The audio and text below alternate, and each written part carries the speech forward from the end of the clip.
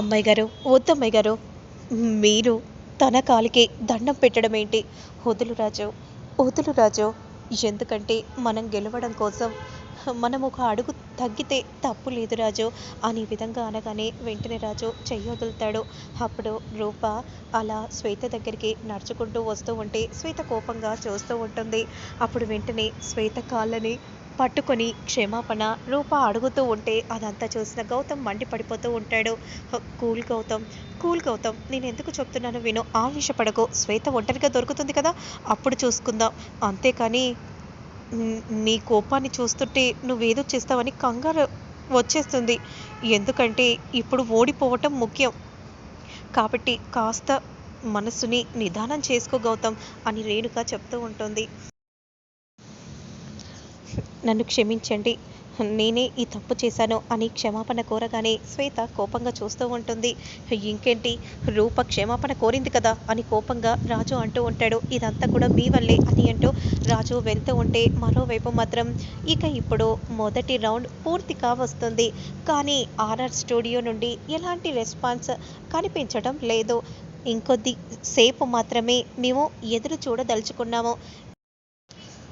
మరోవైపు మాత్రం విరూపాక్షిని పట్టుకోవటం కోసం రౌడీల వెనుకాలే దీపక్, విజయాంబిక వెళ్తూ ఉంటే ఇక మరోవైపు మాత్రం అసలు ఏంటి శ్వేత, ఇప్పుడు నీకు కాస్త నెమ్మదంగా ఉందా? క్షమాపణ చెప్పించుకున్నావు కదా, ఇప్పుడు దాని గురించి కాదు రాజు. చూసావు కదా, 5 నిమిషాల సమయం మాత్రమే ఉంది. ఇప్పటికిప్పుడు ఎవరు రెడీ అవుతారు, ఎవరు ఫ్యాషన్ షో చేస్తారు, అది నాకే అర్థం కావట్లేదు. మరోవైపు మాత్రం 5 నిమిషాలు మాత్రమే టైం ఇవ్వడం జరిగింది. ఆల్రెడీ ఇంకా 4 నిమిషాలు మాత్రమే ఉంది అనే విధంగా యాంకర్ అనౌన్స్మెంట్స్ చేస్తూ ఉంటే అప్పుడు శ్వేత వెంటనే నా తరువాత మందారం కూడా అంతో ఇంతో బాగుంటుంది కదా, అలాగే కార్పొరేటర్ కూడా, కాబట్టి మందారం ఫ్యాషన్ షో చేస్తే బాగుంటుంది. అమ్మో నేనా, నేను సరిగా నడవడమే రాదు, ఫ్యాషన్ షో అంటే ఇంకేమైనా ఉందా, నా వల్ల కాదు అని విధంగా అనగానే ఇప్పుడు ఎలా రాజు, ఎలాగైనా సరే ఫ్యాషన్ షో జరగాలి. అవునమ్మాయి గారు, నేను దీని మీదే చాలా హోప్స్ పెట్టుకున్నాను. మన కంపెనీ నెంబర్ 1లో ఉండాలంటే ఇప్పుడు మనం గెలిచి తీరాలి. ఏదో ఒకటి ఆలోచించు రూప, ఆలోచించు రూప అనే విధంగా అంటూ ఉంటే రూప మాత్రం ఏం ఆలోచించాలో అర్థం కాక చూస్తూ ఉంటుంది. అప్పుడు రాజు వెంటనే అమ్మాయి గారు, నా దగ్గర ఒక ఐడియా ఉంది. ఏంటి రాజు నువ్వు అంటుంది? నువ్వు ఫ్యాషన్ షో చేస్తున్నావు, నువ్వు ఫ్యాషన్ షోలో నువ్వే ఉండాలి. ఏంటి, నేనా రాజు సార్, నేను ఉండడం ఏంటి అని రూప అంటూ ఉంటే ఇప్పుడు మనకు వేరే దారి లేదు. నాకు ఏం వచ్చని నన్ను ఫ్యాషన్ షో చేయమంటున్నారు? నాకేం తెలీదు రాజు సార్, నువ్వే చేయాలి అమ్మాయి గారు. మీరేం చేస్తానో నాకు తెలీదు. మందారం త్వరగా తీసుకెళ్ళు. ఇప్పుడు 5 సెకండ్స్ మాత్రమే టైం ఉంది. ఇక 5, 4, 3, 2, 1 అని అనబోతూ ఉండగా ఆపండి అని ఏంటో రాజు రాగానే ఇంకొద్దిసేపు మీరు గడువు ఇవ్వాల్సిందిగా కోరుచున్నాం. కాస్త టెక్నికల్ ఇష్యూ వల్ల ఈ ప్రాబ్లం జరిగింది. మీరందరూ కూడా ఆర్ఆర్ స్టూడియో నుండి ఫ్యాషన్ షో చూడడానికి మీరందరూ 1000 కళ్ళతో ఎదురు చూస్తున్నారని నాకు తెలుసు. ఇక ఇంకొద్దిసేపట్లో మీరందరూ కూడా చూడబోతున్నారు అని రాజు చెప్పగానే ఎంత సంతోషంగా అందరూ కూడా క్లాప్స్ కొడుతూ ఉంటే ఇక మనమందరం కూడా చూడబోతున్నాం. ఇంకొద్దిసేపట్లో ఆర్ఆర్ స్టూడియో నుండి ఫ్యాషన్ షో రాబోతుంది అనే విధంగా అంటూ ఉంటే ఎంతో సంతోషపడిపోతూ క్లాప్స్ కొడుతూ ఉంటారు. ఇక మరోవైపు రౌడీలను ఫాలో అవుతూ ఉంటారు. రే త్వరగా పోనివ్వరా, ఎలాగైనా సరే విరూపాక్షిని పట్టుకోవాలి. అవును మమ్మీ, ఖచ్చితంగా పట్టుకొని తీరాలి అని దీపక్ కూడా చెప్తూ ఉంటాడు. ఇక వెంటనే రౌడీలు వచ్చి ఇంటి దగ్గర ఆగగానే, అంటే ఇక్కడే ఇన్నాళ్ళు విరూపాక్షి అత్తయ్యను దాచి ఉంచారా, అంతే కదరా, ఈ రౌడీలందరినీ కూడా తరిమి కొట్టాలి. ఆ గౌతమ్ వచ్చేలోగా మనము ఈ విరూపాక్షి చేత సంతకం పెట్టించుకుంటే సరిపోతుంది అని విధంగా అనగానే అవును మమ్మీ అని చెప్తూ ఉంటాడు. ఇక బయట ఉన్న రౌడీలను కొట్టేస్తాడు దీపక్. ఇక లోపలికి వెళ్తూ ఉంటే మరోవైపు ఇప్పుడు మన ముందుకి ఆర్ఆర్ ఫ్యాషన్ స్టూడియో రాబోతుంది అని విధంగా అనగానే రేణుక, గౌతమ్ ఇద్దరు కూడా షాకింగ్గా చూస్తూ ఉంటారు. అప్పుడు రూప అలా ఎంతో అందమైన డ్రెస్ని వేసుకొని నడుచుకుంటూ వస్తూ ఉంటుంది. రేణుక, గౌతమ్లో ఇద్దరు షాకింగ్గా చూస్తూ ఉంటారు. కానీ కంగారు పడిపోతూ ఉంటుంది రూప. ఏం కాదు, నువ్వు చెయ్యగలవు, ప్రయత్నించు అని రాజు సైగ చేస్తూ ఉంటాడు.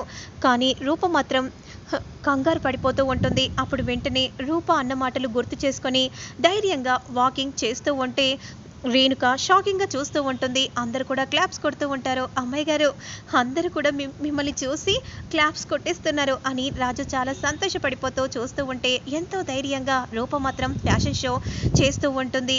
ఇదంతా కాదు, ఇక ఆ రూపను పడగొట్టేసేయాలి అని రేణుక అనుకొని వెంటనే గాజు పెంకలని అక్కడ వేయగానే రూప కాలికి ముచ్చుకొని క్రింద పడిపోతుంది.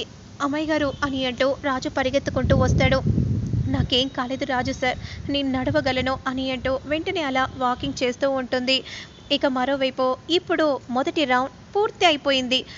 ఇప్పుడు నెక్స్ట్ వచ్చే రౌండ్ క్లాసికల్ రౌండ్. ఈ క్లాసికల్ రౌండ్ జరగాలంటే ఇందులో ఒకరిని ఎలిమినేషన్ చేయాలి. 2 రౌండ్లు మాత్రమే క్లాసికల్ రౌండ్లో ఎంట్రీ ఇవ్వబోతున్నారు. ఇక మరోవైపు రూపకి కాలికి కట్టు కడుతూ ఉంటే నీ పద్ధతి నాకేం నచ్చట్లేదు రాజు. తను మా దాంట్లో పని చేసే ఒక వర్కర్, ఎవరికి జరిగినా సరే నేను ఇలాగే చేస్తాను. అలాగే నీ కనులు తప్పుగా చూడటం ముందు మర్చిపో అని కోపంగా రాజు అంటూ ఉంటాడు. ఇప్పుడు ఒకరు ఎలిమినేషన్ కాబోతున్నారు. ముందుగా సెలెక్ట్ అయింది ఎవరంటే అనే విధంగా అంటూ అనౌన్స్మెంట్స్ చేస్తూ ఉంటే స్టైల్ ఫ్యాషన్ స్టూడియో అని అనగానే రాజు కంగారు పడిపోతూ రూప వైపు చూస్తూ ఉంటే ఇక రెండవది అని విధంగా అనగానే కంగారుగా రూప కూడా చూస్తూ ఉంటుంది. ఆర్ఆర్ స్టూడియో ఫ్యాషన్ అని అనగానే రాజు రూప చాలా సంతోషపడిపోతూ ఉంటారు. అమ్మాయి గారు ఇదంతా మీ వల్లే, నా వల్ల ఏముంది రాజు అని విధంగా అంటూ ఉంటే ఆయన ఏదైనా యుద్ధం జరిగినా గెలుపుకు ముందు రక్తం చిందిస్తే ఖచ్చితంగా గెలుపు ఎదురవుతుందని అంటారు. అందుకే ఇలా జరిగిందేమో అన్నయ్య అని మందరం అంటూ ఉంటే మరోవైపు మాత్రం విరూపాక్షి దగ్గరికి రౌడీలు వస్తారు.